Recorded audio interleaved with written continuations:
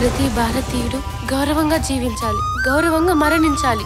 I want mercy killing.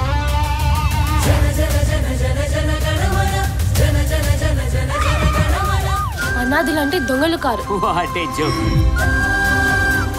వేడుకనేది మా గుండెల వెలితిని తీర్చేలా ఉండాలి, కానీ భారంతో అవే గుండెలు బరువెక్కేలా ఉండకూడదు సార్. రే మామ, ఎవర్రే గోల్డ్ ఫిష్?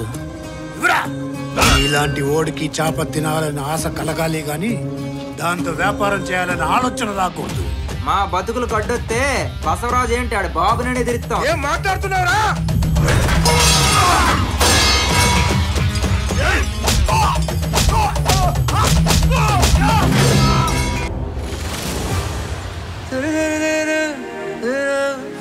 ఏంద్రే ప్రేమ ఎక్కువైనట్టుందా? నాకు దాని మీద ఉన్న ప్రేమ ఆ చదువు కంటే చాలా గొప్పదిలే. ముద్ద బంతి పువ్వులాలా నవ్వుతుంటే వెన్నెలేలా కాటుకున్న కళ్ళతో వలా విసిరావే నాపై నీలా. చదువు కట్టరాలు మీకు ఎందుకయ్యా? పనులు నేర్చుకుంటే సుఖంగా బ్రతకగలమేమో కానీ గౌరవంగా బ్రతకలేమండి.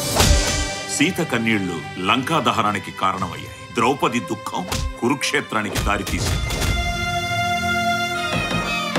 మీలాంటి అనామకుల చావు బతుకులు మా నిర్ణయాల మీదే ఆధారపడి ఉంటాయి. వీలైతే అన్ని మతాలు తమ మత గ్రంథాలుగా మన భారత రాజ్యాంగాన్ని బోధించండి. భవిష్యత్ తరాలకి ఉపయోగకరంగా ఉంటుంది.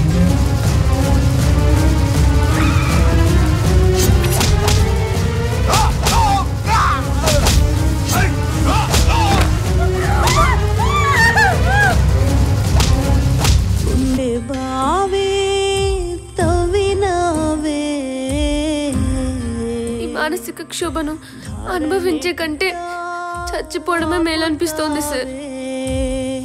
నీకు ఆ రైట్స్ లేవు. ఈసారి మిమ్మల్ని కూడా చంపేస్తా.